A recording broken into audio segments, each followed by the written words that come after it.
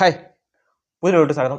ഇന്ന് വന്നിരിക്കുന്നത് തിയേറ്ററിൽ വിജയിക്കാതെ പോയി OTT റിലീസ് ചെയ്ത സിനിമ ഗോളത്തിൻ്റെ റിവ്യൂലോട്ടാണ്. അപ്പം വീഡിയോയിലോട്ട് പോകുന്നതിന് മുമ്പ് എൻ്റെ ഈ വീഡിയോ ആദ്യമായിട്ടാണ് നിങ്ങൾ കാണുന്നതെങ്കിൽ സബ്സ്ക്രൈബ് ചെയ്തിട്ട് ഫുള്ള് കാണാനൊന്ന് ശ്രമിക്കുക. ഡയറക്ടർ സാംജാദ്, റൈറ്റർ ഈ രണ്ടുപേരാണ് എഴുതിയിരിക്കുന്നത്. ഒന്ന് ഈ ഡയറക്ടർ സാംജാദും പിന്നെ പ്രവീൺ വിശ്വനാഥും. മ്യൂസിക് ചെയ്തേക്കുന്നത് എബി സാൽവിൻ തോമസ്. കഥ തുടങ്ങുന്നതെന്ന് പറഞ്ഞാൽ തുടക്കം ഒരു ലോങ് ഷോട്ടാണ് കാണിക്കുന്നത്. ഒരു പോലീസ് ഓഫീസർ, പുള്ളി എന്തോ ഒരു അന്വേഷണം കഴിഞ്ഞിട്ട് രാത്രി ടയർഡായിട്ട് വന്ന് കിടക്കുന്നത്, അവിടെ വെച്ചാണ് പടം തുടങ്ങുന്നത്. പിന്നത്തെ ഷോട്ട് കാണിക്കുന്നത് പറഞ്ഞാൽ ഒരു കുറേ സ്റ്റാഫുകൾ, പല പല പല പല സ്ഥലത്തായിട്ടുള്ള കുറേ സ്റ്റാഫുകൾ അവർ ഓഫീസിൽ പോകുന്നു. അതിൻ്റെ ഒരു തയ്യാറെടുപ്പ് ഒരു സോങ് രീതി കാണിക്കുന്നുണ്ട്. ആ സോങ് രീതിയിലെല്ലാം എല്ലാവരും പരിചയപ്പെടുത്തിയിരിക്കുന്നത് നല്ല രീതി ആയിട്ടുണ്ട്. അങ്ങനെ അവരെല്ലാം കൂടെ വന്ന് ഓഫീസിൽ വന്നിട്ട് പിന്നെ നടക്കുന്നത് ദിലീഷ് പോത്തൻ്റെ എൻട്രിയാണ്. ദിലീഷ് പോത്തനെ കാണിക്കുമ്പോഴേ എനിക്ക് ഒരു ചിരി വന്നായിരുന്നു. കാരണം എന്തെന്ന് പറഞ്ഞാൽ ഒരു മുട്ടായി സിഗരറ്റ് വലിച്ചുകൊണ്ടാണ് പുള്ളി ഇറങ്ങുന്നത്. പക്ഷേ അത് കാണുമ്പോൾ പിള്ളേരുടെ വായിരിക്കുന്ന മുട്ടായിയുടെ കൂട്ടുണ്ടായിരുന്നു. പുള്ളി ഓഫീസിൽ വെച്ച് തട്ടിപ്പോകുന്നു.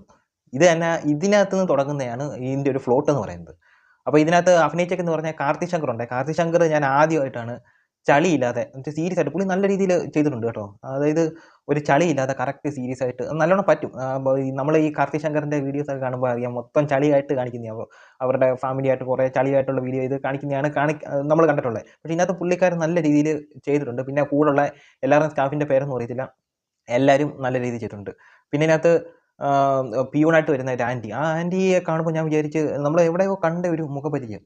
അങ്ങനെ ആലോചിച്ച് നോക്കിയപ്പോഴാണ് മനസ്സിലായി തണ്ണീർമത്തൻ ദിനത്തിനകത്ത് മാത്യൂസിൻ്റെ അമ്മയായിട്ട് അഭിനയിച്ചിട്ടുള്ള ആ ആൻറ്റി നല്ല രീതിയിൽ ചെയ്തിട്ടുണ്ട്. ഞാൻ ആദ്യം ഒന്ന് സിനിമ കാണുമ്പോൾ വിചാരിച്ച് ഈ ആൻറ്റിക്കകത്തായിരിക്കും കുറ്റം ചെയ്തിട്ടുള്ളതെന്ന് വിചാരിക്കും. പക്ഷേ അത് അല്ല.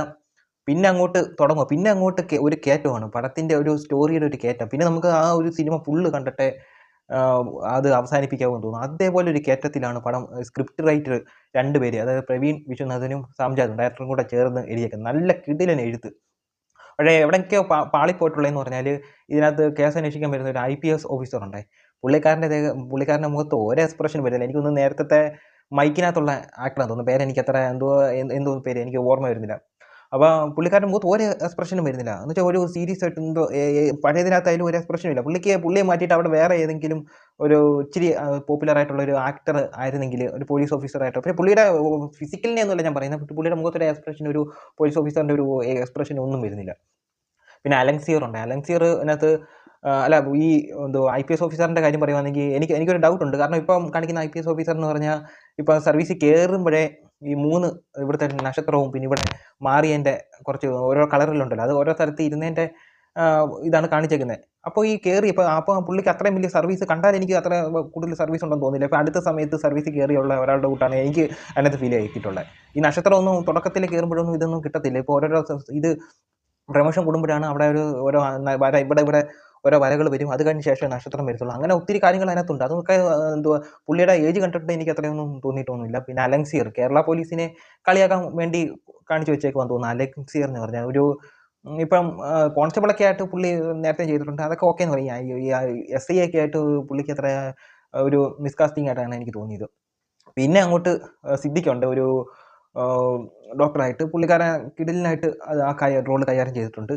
പിന്നെ ആ ഉള്ള സ്റ്റാഫുകൾ മൊത്തത്തിലുള്ള ഒരു കളികളുണ്ട്. അത് അടിപൊളിയായിട്ട് നല്ല സ്ക്രിപ്റ്റ് റൈറ്റ് നല്ല രീതിയിൽ ചെയ്തിട്ടുണ്ട്. ആ ഒരു പ്ലാനിങ് നല്ല രീതിയിൽ ചെയ്തിട്ടുണ്ട്. നേരത്തെ എല്ലാം മറ്റേ ജിത്തു ജോസഫിൻ്റെ ഒരു പടം ഉണ്ടല്ലോ, ഡിറ്റക്റ്റീവ് എന്ന് പറയുന്നത്, അതിനകത്ത് ഒരു കാസിനേഷൻ ഉണ്ട്. അതേപോലെ നല്ല രീതിയിൽ പ്ലാൻ ചെയ്ത് അത് വിജയിച്ച് എടുത്ത ഒരു സ്റ്റോറി ആയിട്ടാണ് എനിക്ക് തോന്നിയത്. അത്യാവശ്യം നല്ല ഒരു ചെറിയൊരു നല്ല ത്രില്ലർ, കണ്ടിരിക്കാൻ പറ്റിയ നല്ലൊരു ത്രില്ലറായിട്ടാണ് തോന്നിയത്. പക്ഷേ ഇതുപോലത്തേക്കുള്ള സിനിമ നല്ല രീതിയിൽ ഓടേണ്ടതാണ് തിയേറ്ററിൽ. പക്ഷേ ഇത് ഇതുപോലെയൊക്കെയുള്ള പോപ്പുലർ ആയിട്ടുള്ള ആക്ടർമാരില്ലാത്തതുകൊണ്ടായിരിക്കാം.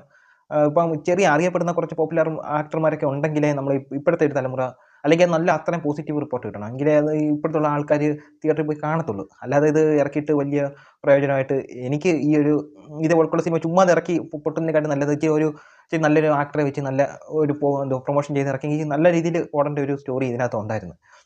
ഇമോഷനൊക്കെ നല്ല രീതിയിൽ വർക്കായിട്ടുണ്ട്. ചില കാര്യങ്ങളൊക്കെ നല്ല രീതിയിൽ എനിക്ക് ചില കാര്യങ്ങൾ നല്ല രീതിയിൽ എനിക്കൊരു വിഷമം തോന്നി. ഇമോഷൻ ഇനി കാണിച്ചിരിക്കുന്നത്.